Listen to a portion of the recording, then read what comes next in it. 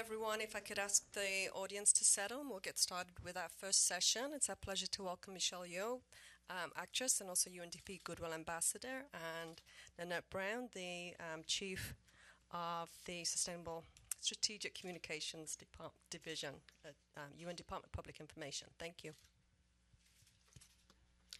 Well, yes, hello and good morning from the SDG Media Zone, coming to you from UN headquarters in New York.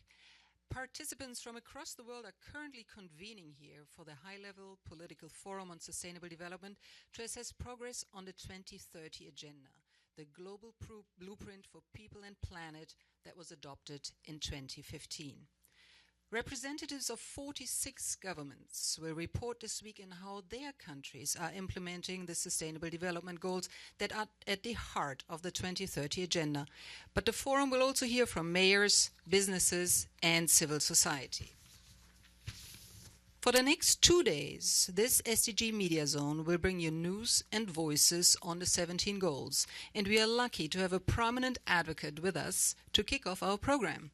Michelle Yeoh, well known to everybody as the acclaimed actress of over 30 films, including Crouching Tiger, Hidden Dragon, and the James Bond film Tomorrow Never Dies, just to mention a couple of them. Welcome, Michelle, for being with us, and thank you so much for joining us here today. Thank you very much, Nanette, and it's a real pleasure to be here, and good morning to everyone, and thank you for having me here. Michelle, you have for the past 2 years been a strong advocate for the SDGs as a Goodwill Ambassador for the UN Development Program UNDP.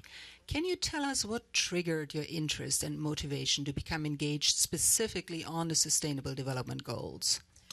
I've always been very passionate about certain activities when it comes to road safety, AIDS, cancer. And when UNDP approached me 2 years ago, it was really to help them raise the awareness for the 2030 agenda for the Sustainable Development Goals, the 17 goals. We have 193 leaders of our country come together to put together the 17 goals. But the most important thing is we have to get the message out to the citizens. And the more informed our citizens are, the more they can help with making these goals a real achievement. So as an actor, we are very blessed because we have the platform through the media, through as fan base, to be able to reach out to the real people. And so I think what really attracted me to the UNDP was they are involved with more than 170 countries in the world, but they've been in business for 50 years. So they come from an amazing history of how they have helped governments, societies be better, be safer, and a healthier planet. So I felt it was very close to all the things that I wanted to do, and to see how I could learn more about the 17 Sustainable Development Goals and find the ones that I could be very passionate about and identify with them and claim them as my own. So that was how we started this journey 2 years ago. Thanks so much. And I think in being an advocate and being a Goodwill Ambassador for UNDP, your focus has been very much on empowering the most vulnerable. I think you've put an emphasis on women and on girls.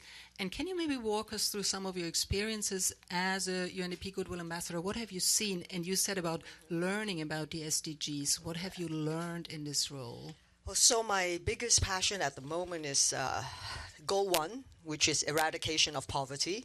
Goal 5 is gender equality. And if you think about it, you can't resolve one without the other. They really go hand in hand. We have to empower our women. We have to help them believe not just in themselves, but the capability, the potential they have to be independent for their families, for themselves, for the society, and make the communities a much better place. So with UNDP, one of the first places I went to actually was Kathmandu. And it was for personal reasons, even before just the empowerment of women in that area. I was there during the earthquake when it happened, and we were very, very blessed. You know, the towers, pagodas that you saw come crashing down, we were there the day before.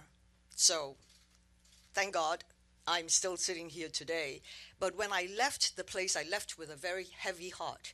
I felt that there was much more I could do, but not at that moment, because I'm not a firefighter, I'm not a doctor, I'm not a nurse. I couldn't help on the ground per se.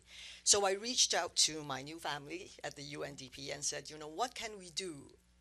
I want to come back, but with very specific plans. And I also have another group of nuns from Live to Love in a monastery in Kathmandu, which we worked together with to reach out to villages which were further away from Kathmandu, but identifying exactly what they needed, who were in the villages. A lot of Nepalese men work abroad, so the ones left at home are really the women, and then the parents, the grandparents, and young children. So they really needed our help, because the monsoons were coming, and when that arrived, that would have been disastrous. So we had to go in before then. Then when I planned to go back with them, the second big earthquake occurred. And everyone, of course, my family and friends were very concerned that I would be going back into such an area. But sometimes you have to believe in what you're doing, and to believe that when you are doing a good thing, things will happen in the right way.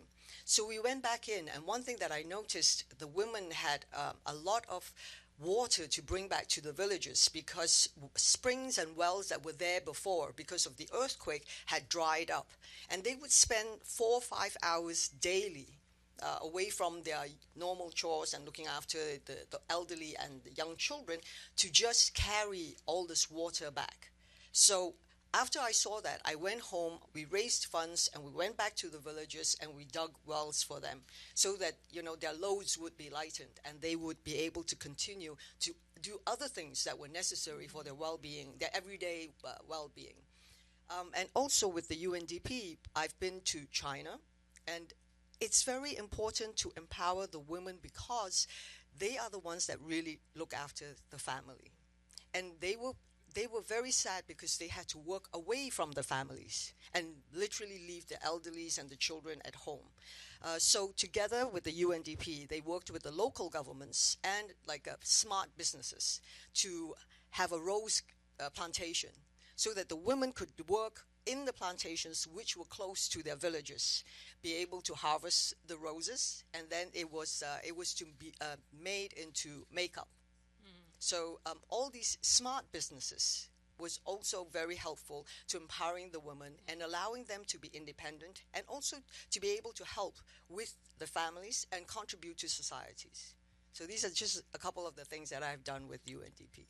Right, and that's so interesting, and you touched there on 2 critical goals already, and that's one on water and sanitation, of course, when you were speaking about that, but of course also goal number 5 on empowering women and girls. And as you said, of course, it's absolutely critical, the empowerment of women and girls to achieve all of the SDGs.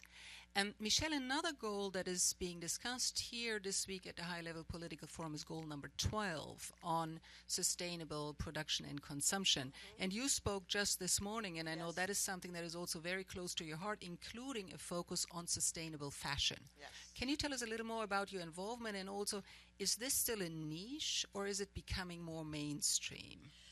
I think we have a long way to go, but this is the initial steps. I mean, there have been good businesses where the textiles, the fabrics and things have been ongoing for a while now, finding sustainable textiles, whether it's made from monocell, lyocell, modal, so that the organic cotton, so that the cotton that we are using right now, it was very interesting, because it was a big learning curve for me to find out that cotton plantations are 3% of the arable land, but the pesticides and insecticides that they use contribute almost 30% of the planet.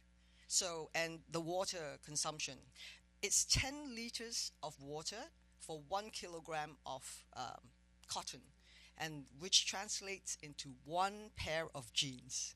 Just 1 pair of jeans, and 10 liters of water is something that we consume in 10 years per person. So that disparity is quite shocking.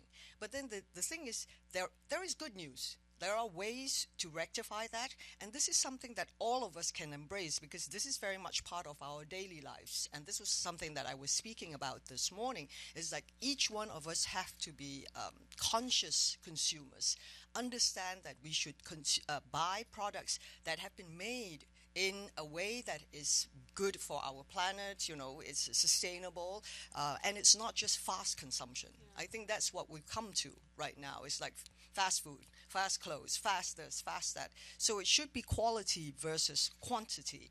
And as consumers, we should check.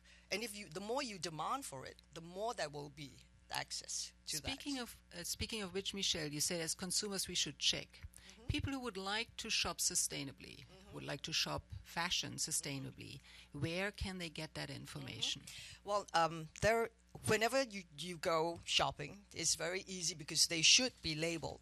And that's one way to do it. And I think now that we are talking more about it, people will be asking these questions. So we will be making it more available on our website, to guide you in the right path, to say which are the labels that are really consciously, properly sustainable fashion and not just lip service. So it's very important that we learn. And that's what I've been doing since the beginning of this year. And I must thank the UNECE for taking me on this journey. Michelle, when we think about achieving the SDGs by 2030, we really have to look to youth because they are the torchbearers for this agenda. So, in closing, what is your message to youth specifically, and how can everybody become engaged and involved in the SDGs? Well, the youth make up more than half our population, and they are our future, and they should be engaged because it is their future that we are talking about. And so I think right today you find, especially with the media, the way the communication is, the youth are much more engaged into knowing what is happening because, whether it's through Twitter, Instagram, Facebook, they are very in on it. And so they really have no excuse not to participate because what is important is for them to find out, be informed citizens, be informed good citizens, because every voice, every step, every action, every dollar counts towards making the goal successful. And we need them to be part of that. So, our doors are always open because the youth have a lot of questions. We might not have all the answers, but together I think we can find the right answers to make our planet healthier, safer, and better. Thanks so much, Michelle Yeoh, for joining us here at this SDG Media Zone. Thanks a lot. No, thank you.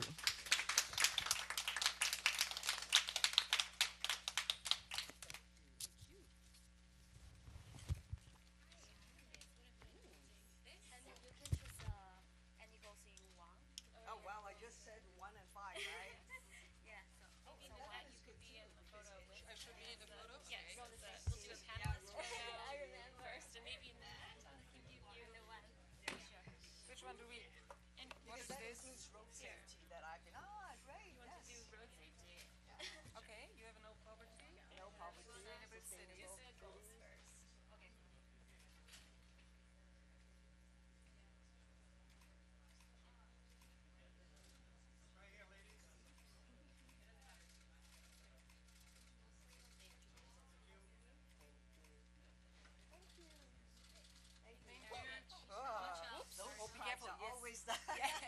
Sorry, can you I would just going to ask the envoys. Of course. Oh, yes, of course. Maybe you give me the three. I give you would number three. Three is on this side. Three for sure, not here. I take 11. You take 11? Very good. Public transportation for all by 20. Which one should I take? This one. Yes.